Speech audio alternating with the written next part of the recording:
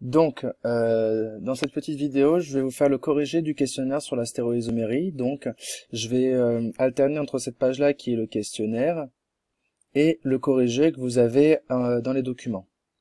Donc, la première question, c'était une molécule est achirale si elle est non superposable à son image dans un miroir plan, si elle possède un seul atome de carbone asymétrique ou si elle présente un plan de symétrie. Donc, la correction, c'est qu'une molécule est achirale si elle est superposable à son image dans un miroir. Donc, si elle possède un plan de symétrie, eh bien vous allez avoir la même chose que vous soyez dans le miroir ou que ce soit la molécule. Donc, c'est bien une image superposable à son image dans un miroir. C'était la réponse 3. Question d'après, je vous donnais deux molécules, la molécule A et la molécule B. Je vous demandais si elles étaient toutes les deux chirales, si elles sont toutes les deux achirales, ou si elles sont chirales et achirales. Donc je rappelle, chirale, c'est image, c'est non superposable à son image dans un miroir. Et achirale, c'est superposable à son image dans un miroir. Donc il faut regarder, en fait, ça va être dessiner chaque molécule et son image dans un miroir. Donc la première, vous avez un atome de carbone avec un chlore, un H3C devant, un Br un brome dans le plan et un H derrière. Son image, eh ben, ça fait le chlore qui est toujours dans le plan, le brome en face du brome, le H3C devant et le H derrière, en symétrie. Donc ici, vous voyez qu'en fait, il y a une particularité, c'est ce carbone-là, il a 4 substituants différents. C'est donc un carbone asymétrique. Et dans le cours, par définition, si une molécule possède un seul carbone asymétrique, eh bien, elle est par définition chirale. Si on vérifie, eh bien, regardez, je vais tourner un peu la molécule là, imaginez-le. Le brome, si vous le faites passer de l'autre côté, eh bien, vous avez le H3C, lui, qui va passer derrière, et le H devant. Si vous tournez cette molécule dans le sens comme ça, le brome passe devant, le brome passe dans le plan, le H passe devant, et le H3C derrière. Et là, ici, le H3C, il est devant. C'est donc pas la même molécule, c'est pas superposable. La molécule B1, elle a deux atomes pareils sur les cas substituants, c'est donc pas un carbone asymétrique. Si vous faites son image dans un miroir, vous voyez que le H3C reste devant, vous avez un H dans le plan et un H derrière, c'est donc la même molécule. Cette molécule est achirale, elle est superposable à son image dans un miroir. La question 3, là où les formules topologiques associées à la formule brute du C4H8O sont ou est, alors là, formule topologique, vous vous rappelez, un pic ou un coude, vous avez un atome de carbone et ce qui n'est pas représenté, ce sont les atomes d'hydrogène. Donc cette molécule-là, elle devient en fait, ici vous avez un atome de carbone, à côté un atome de carbone aussi. Il a déjà deux liaisons, donc il lui manque deux substituants, c'est pour ça que j'ai mis H2. Trois liaisons sur celui-là, il lui manque qu'un seul hydrogène. Donc H2C, CH, CHOH, CH3, celui-là il est tout seul, une seule liaison, il lui manque trois atomes de carbone. Si on compte, 1, 2, 3, 4, C4, 2, 3, 4, 5, 6, 7, 8, C4H8, c'est donc celle-là. Celle-là nous donne H3C, CH2, CH, une, deux, trois liaisons, il lui manque un seul hydrogène, CH3, OH. 3, 4, 5, 6, 7, 8, 9, 10, C4, H10O, c'est pas bon. Celle-là, C2, CH3, CH2, C. Alors 1, 2, 3, 4 liaisons, il n'a pas besoin d'avoir un hydrogène ici. CH3, 3, 5, 6, 7, 8. Ah, celle-là marche aussi. Ça marche, c'est C4H8O. Il y en avait donc deux qui fonctionnent. La première et la deuxième. J'aurais dû mettre une petite croix ici. Pour la formule 4, la molécule de méthane dessinée selon les conventions de Kram, c'est... Alors, selon Kram, c'est bien comme ça, d'accord? Vous respectez aussi les angles, donc ça s'appelle ce qu'on appelle la répulsion stérique, à savoir que tous les atomes, ils vont se repousser un petit peu. Et les angles où ils se repoussent de façon optimale, c'est cette molécule-là, c'est donc la troisième. La molécule ci-dessous ne comporte aucun atome de carbone asymétrique, un seul atome de carbone asymétrique, deux atomes de carbone asymétrique.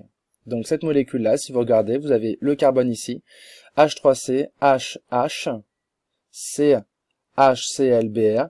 Le premier carbone, il a H et H, il a deux substituants identiques, donc c'est pas un carbone asymétrique. Et le deuxième carbone, BrClH et ce carbone ici, c'est bien quatre substituants différents, donc c'est que le carbone 2 qui est asymétrique.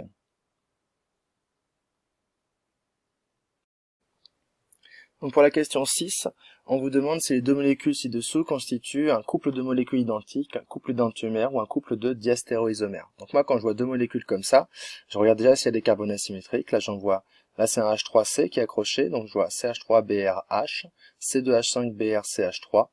Pareil ici, ces quatre substituants différents sur chaque carbone sont donc bien des molécules avec deux carbones asymétriques, et quand je vois deux carbones asymétriques, ça me fait penser au tableau que je vous ai mis dans le cours. RSSS, RSSR. RR avec SS, c'est énantiomère. RS avec SR, c'est énantiomère. Tout le reste, c'est diastéréoisomère. Et ça, ce sont les configurations des carbones asymétriques. Donc, ce qu'il faut faire, c'est regarder les configurations de chacun de ces carbones asymétriques.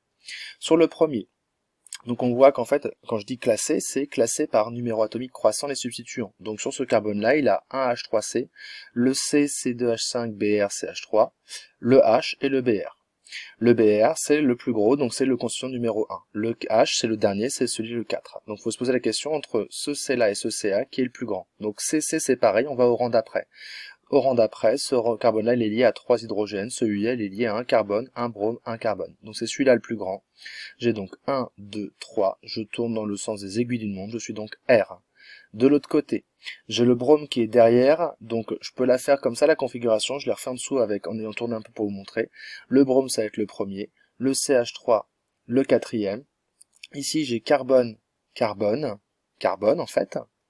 Au deuxième rang, j'ai 3 hydrogènes, un autre carbone et 2 hydrogènes. Et ici, j'ai un autre carbone, brome et H. Donc le deuxième, c'est celui-là, le troisième, c'est celui-là, le quatrième, c'est celui-là.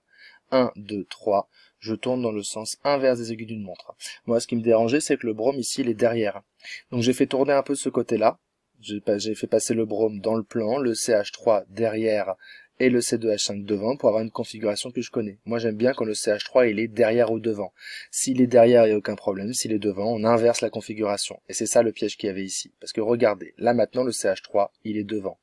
Je regarde, 1, 2, 3. Je tourne bien dans le sens inverse des aiguilles d'une montre, mais vu que mon CH3 est derrière, je dois inverser. Donc en fait, je n'étais pas S, je suis R, puisque là, le brome, le constituant numéro 1, est derrière. C'était ça le piège ici. Donc, vu que le substituant numéro 4 est devant ici, j'inverse ma configuration, je ne suis donc pas S, je suis R. À chaque fois, je regarde dans quel sens je tourne. Là, c'est 1, 2, 3, je tourne dans le sens des aiguilles d'une montre, je suis R.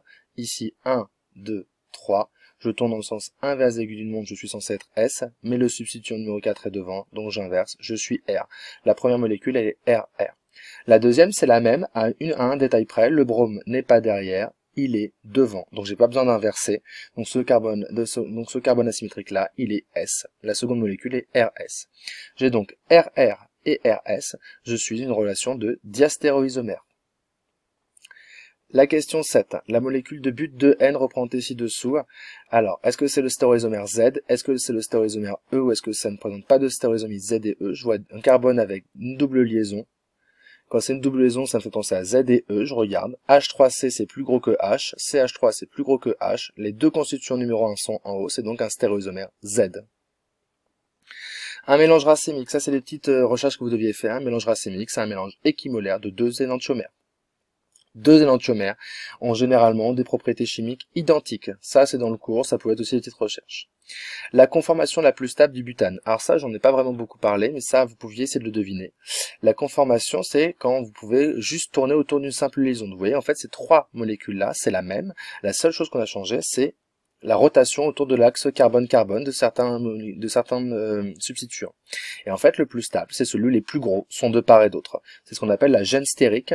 Ils se repoussent pour ne pas se gêner. Donc ici, quand c'est comme ça, eh ben, je vois le H3C qui est dans le plan, le CH3 qui est de l'autre côté, c'est le moment où ils sont le plus éloignés, donc c'est la deuxième, la bonne. Voilà. J'espère que c'est ce que j'ai mis. Et oui, voilà, c'est ça. Donc voilà, ça c'est bon pour la correction. Dernière question, c'était en quelques lignes expliquer en quoi la vidéo de Monsieur Gigot est une autre semaine. Donc j'espère que mes petites vidéos vous plaisent et vous changent les idées. Voilà, c'est tout pour ce corrigé là.